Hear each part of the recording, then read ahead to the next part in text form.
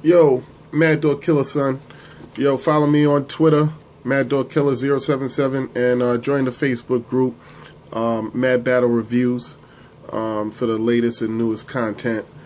Shout out to Chris, shout out to Caps, shout out to all the bloggers and all my supporters and my subscribers and all that stuff, yo.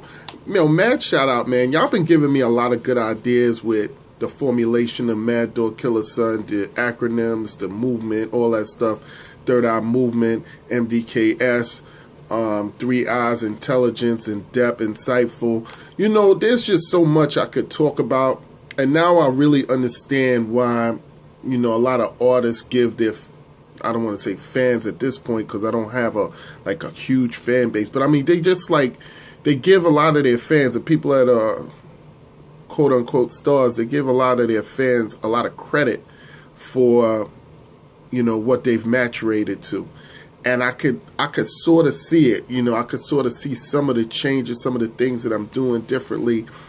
And a lot of credit has to go to the people that I blog with, the people I grind with, the people that comment. I love comments. I love what, you know, constructive criticism people have. And I love what people have to say negative. It don't matter. You know, the fact that you motivated to say something is good enough for me. So it is what it is, you know. I'm going to make this real short because Chris has blogged on it. I talked with Chris Unbiased about, you know, some of the bad business, some of the stuff that's going on. I've had a couple of, you know, quick little chats here and there with other bloggers and, you know, in the Facebook group. What's going on right now is a lot of chatter about bad business and, you know, battle rappers not getting paid and league owners not paying, or battle rappers not showing up to their events and battle rappers taking money and run. You know, that kind of thing is going on. It's just very unprofessional. People saying lawyers need to get involved, you know, and people need to know how to read contracts, and they need to, yo, to be honest with you, battle rap is not really at that level. That's why a lot of people is doing things with handshakes and a wink of an eye and, yo, I got you, and, yo, I'm gonna be there. And it's you really don't have enough money in battle rap to keep a lawyer on deck. You know, it's not an industry move. They making a lane in hip hop, but they not industry at this level. Battle rap does not have million dollar sponsors on a consistent basis, or even a consistent sponsor. You know, we don't have Pepsi, we don't have Nike, we don't have people holding us down, throwing mad money into battle rap. And then, you know, I was looking at some old battles.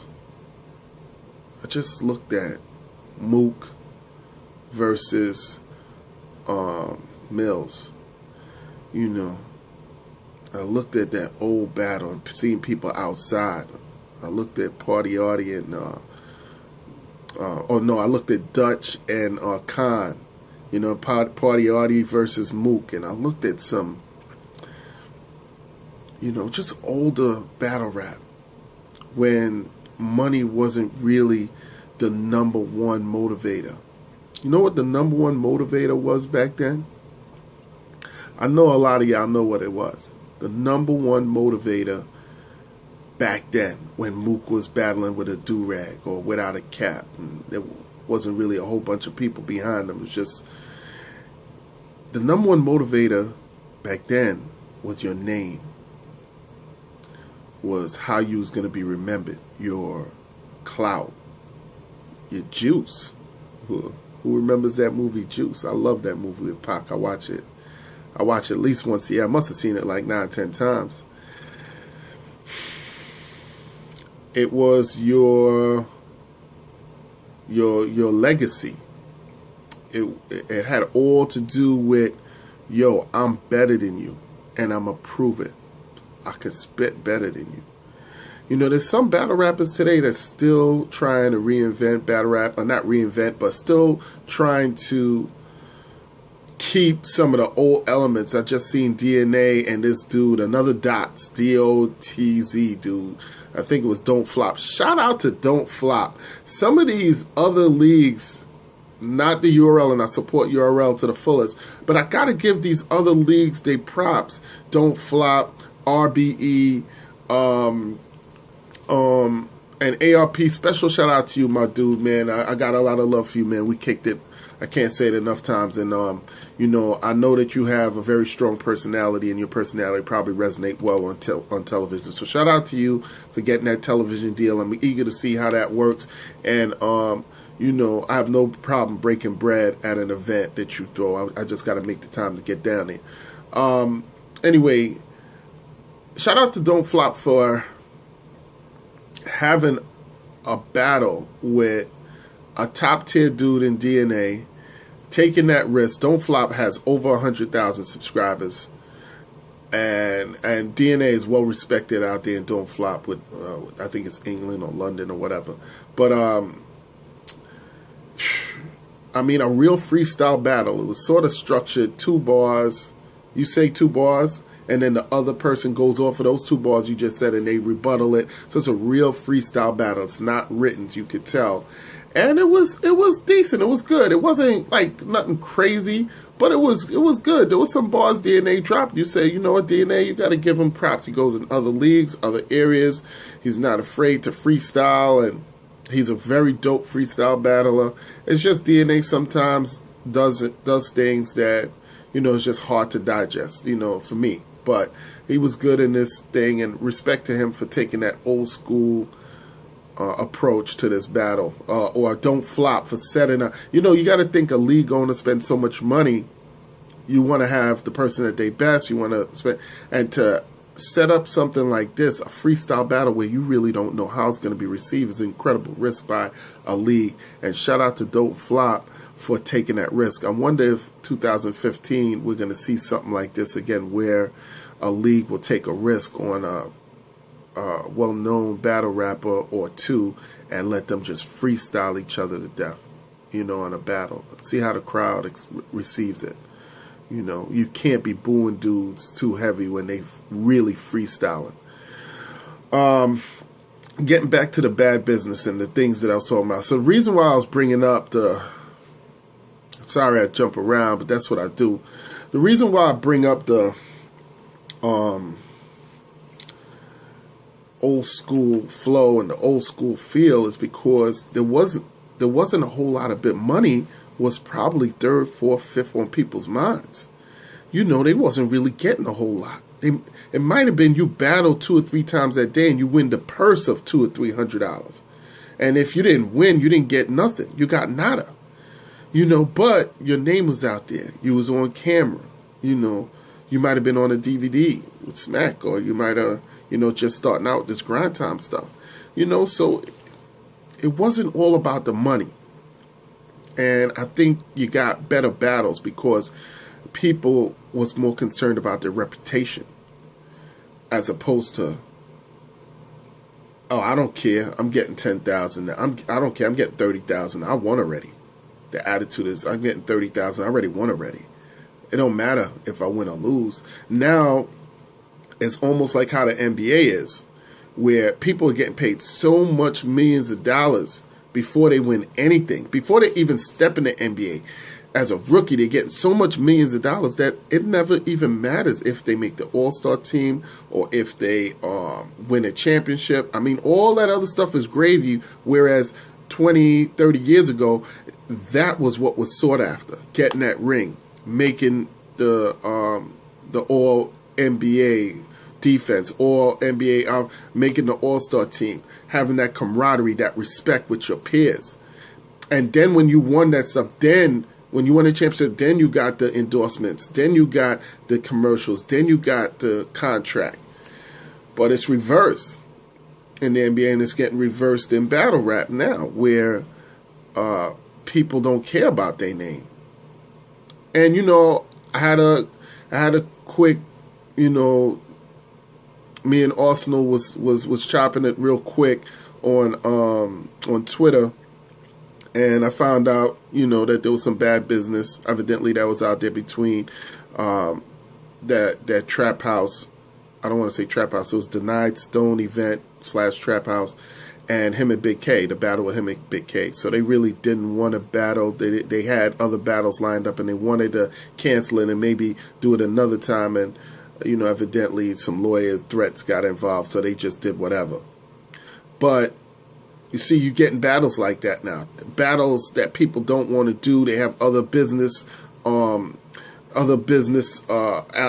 obligations, and now because of the they're not banking their time out right. Or let's say I say, oh, I'm going to do this battle in March for $1,000. So I'm going to do this battle in March for $1,000, and I don't have anything else planned after that. And it's in January. Then in February, somebody hollers at me and say, yo, I'm going to give you 5 racks or 10 racks, but you got to do this battle that last week in February, the last weekend in February. Now you're like, damn, I got a battle in March for $1,000, but I got this bigger battle on the West Coast for 10 racks. I'm going for the 10 racks. You see what I'm saying? So now you don't want to do the $1,000 battle, and you want to focus on the 10 rack battle. And this is some of the problems that, leagues and battle rappers are dealing with. And shout out to r.b.e. He was going to have the Math return, and then Math had the battle with Diz pop up before his battle, and like a good lean on it. He stepped back. He told Math, hey, I understand. I want you to be at your best. I mean, imagine that. You're an up-and-coming league, and you step back off of Math's return, which would make your league blow up.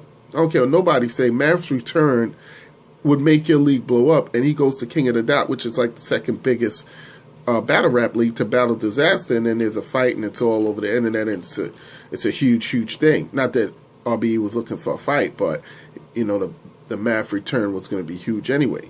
Now the Math return again is going to be huge. I'm hoping it's on URL. That would be the right thing to do. I think it was supposed to be this last Summer Madness, but some things fell through.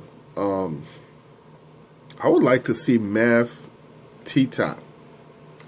I think when you are up and coming dude like T-Top and you got them bars that people feeling, it brings out the top tier dudes. If you really got top tier bars, you bring out top tier dudes. And that's what I like to see. That's what battle rap is about. It's not always about the money. Not all money is good money, my niggas. Not all money is good money, my niggas. And when you nice, the competitive juices in your peers start to flow, and they be like, yo, I want to get at this nigga. I want to get at this nigga at Rucker Park. That's why you see Kevin Durant at Rucker Park. That's why you see Kobe Bryant. You see LeBron James.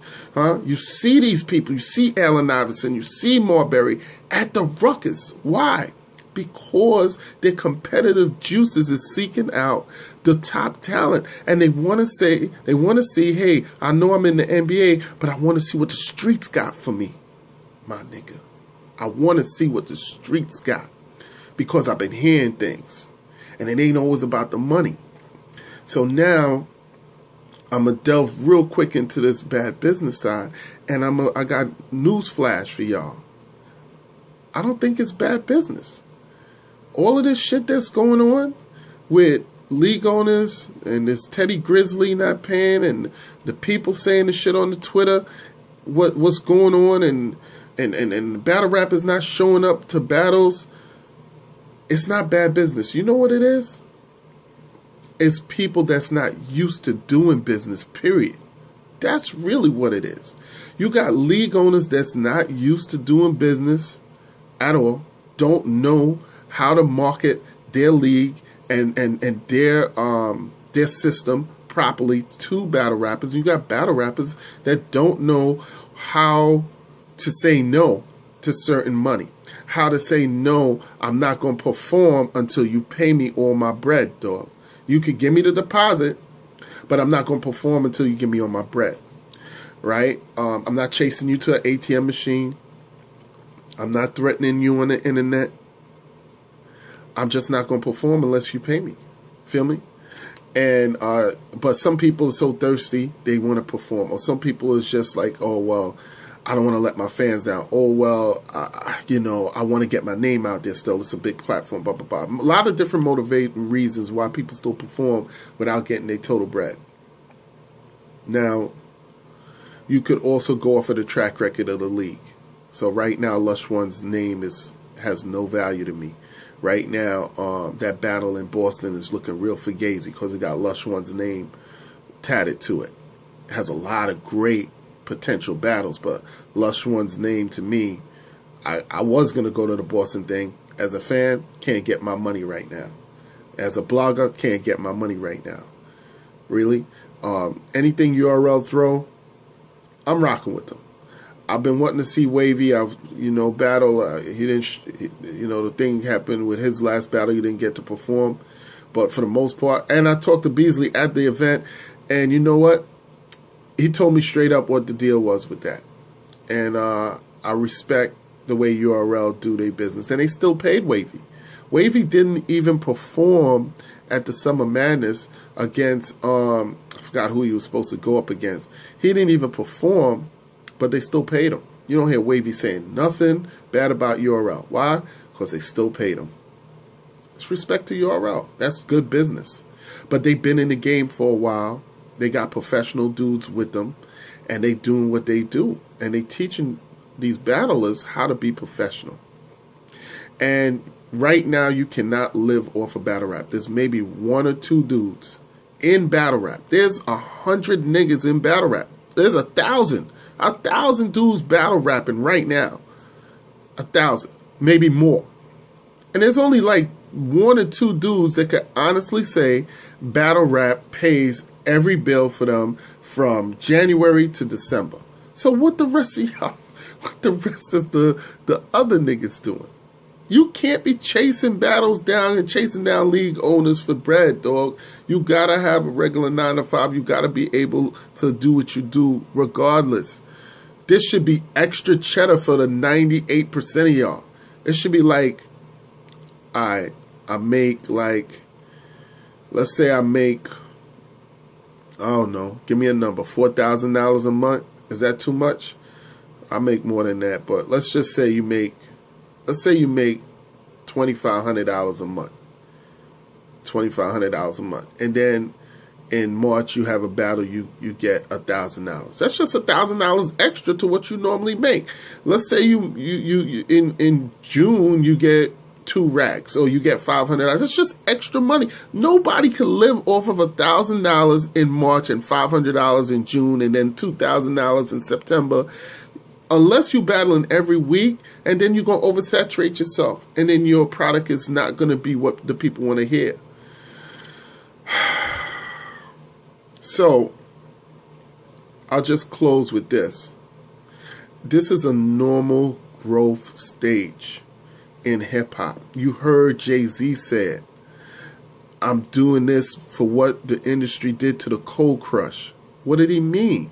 I'm doing this for what the industry did to the Cold Crush.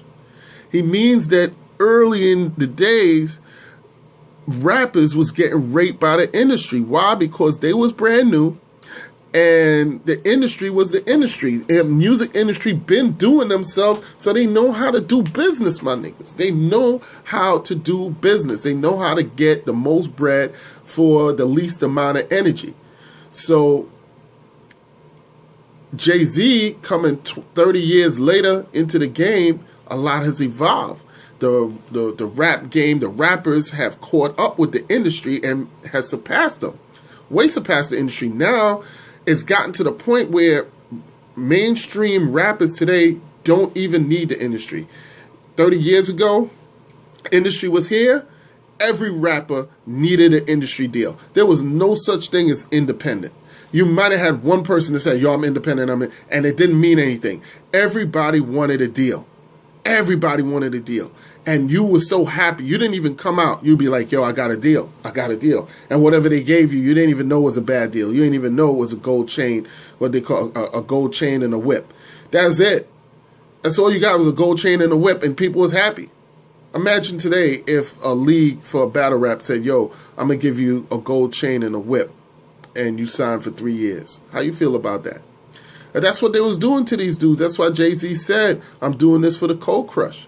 And then he said in one of his raps, he said, this time, he said something, Guru, kick it. He said, this time, this is for the money. He said, this time is for the money. So he had other albums out. I think he had 2 albums out at the time. What did that mean? That meant the first couple of albums, he did it for the love. He made a sacrifice to hip-hop. And the return that he got was not, he was still big, but it wasn't what it could have been. So now by the time he peeped game and got it all right, he was like, yo, this time is for the money. Kick it, Guru. Show y'all what I do. And, you know, people, when he talk about a blueprint, people got to peep game. They got to peep what Jay and some of these other rappers are saying, why they so mad at the industry. It's like, yo, he's like, yo, this time it's a money move. So now, basically, if you look at that evolution and you compare it to battle rap, and this is just real talk, y'all niggas in battle rap got to build your brand to the point where you could dictate what's happening with these leagues and with the sponsors and everything else. And you're not at that point. You're not at the point where you could tell a league what they're going to do for you to perform. It's only like 1 or 2 dudes that could do that right now. But as a whole, you guys are not there. You need TV deals. You need real fan bases. And you need to be able to have a HBO, a Showtime, something where there's millions of people that want to see you guys, and people are dying for a spot to be able to say, oh yeah, this endorser wants to back up this TV deal. You need all of that stuff, and when you have all of that stuff, and you know that you're the main reason why the lights is shining on HBO or the pay-per-view, or you're the main reason why Pepsi is involved with that TV deal, then you could sit back and be like, yo, check this out. My next battle, I got to get 2 mil. Or if you guys want to sign me, then you sign that contract. You want to sign me? I'll sign 3-year deal, 15 mil. Because they are making the money 3 and 4 and 10-fold over that. You've drawn that kind of attention, and people come out to see you. People are inspired by you. You could wear a Nike on your foot. You could wear Nikes on your foot, and 100,000 kids the next day is going to want that shoe. You could be, what I want to say, you could be marketable. That's the word. You could be marketable. Really marketable. Your followers do things you say. Yo, I'm just dropping that jewel for y'all. You know, Mad Dog Killer Son. MDKS is the movement, Third Eye Movement. Feel me? And like I say, three eyes keep watch. Like I refuse to give up my jewels. All right, yo, subscribe, leave comments. Let me know what y'all think. You know, let me know how y'all feel. You know, drop that jewel.